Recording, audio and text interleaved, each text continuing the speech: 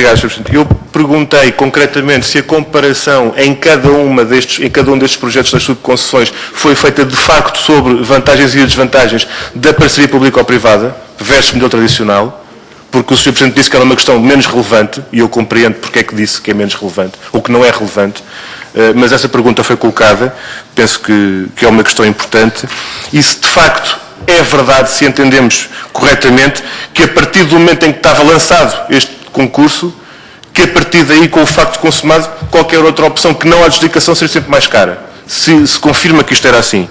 E em relação à taxa interna de rendibilidade acionista, se confirma que para os concorrentes privados ela esteve sempre garantida, tal como foi assumido como objetivo pela própria Estado de Portugal.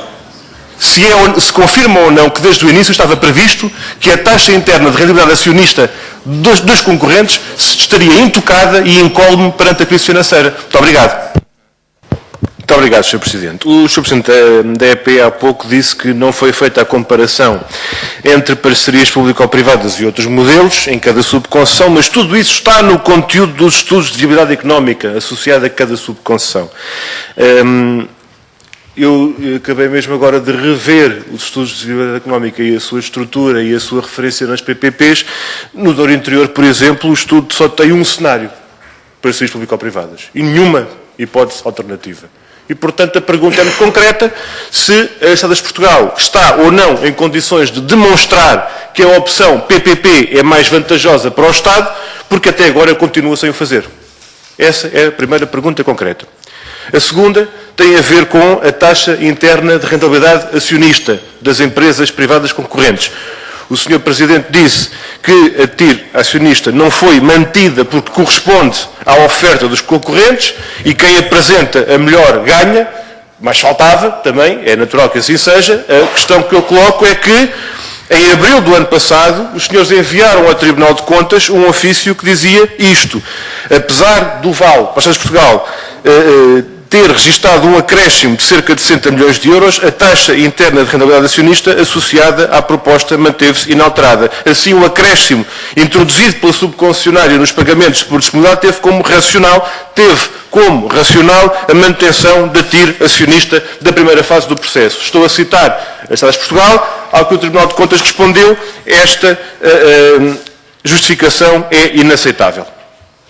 Ora bem, esta é a questão que eu tinha colocado e que o Sr. Presidente não respondeu. Respondeu a outra que eu não tinha feito. E aquela que é preciso responder nesta altura tem a ver com porque é que ficou decidido salvaguardar a TIR acionista, a rentabilidade acionista das empresas, desde a primeira fase do processo, numa altura em que tudo se alterou, menos isto. Foi a única coisa cujo racional foi manter-se inalterado.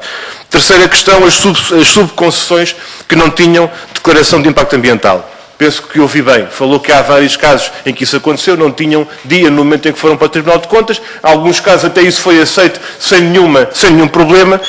Não é que isso nos deixe mais tranquilos, Sr. Presidente.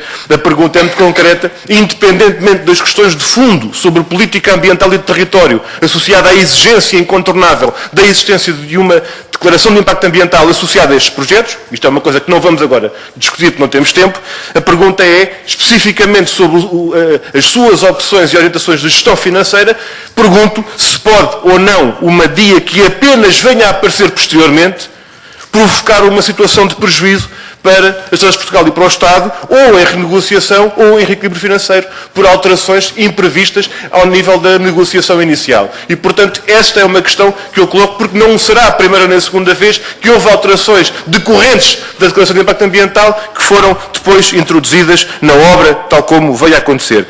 Última questão, Sr. Presidente, quanto à renegociação das Estradas de Portugal com os concorrentes e com a informação a remeter ao Tribunal de Contas. Eu não lhe vou perguntar e agora, mas e também não lhe vou perguntar se acha bem que se faça estradas e que se as mantenha. Não vou perguntar se para as Estradas de Portugal é importante concretizar o PRN. Isso é uma pergunta que se é alguém que tem que responder, não será seguramente a administração da EP.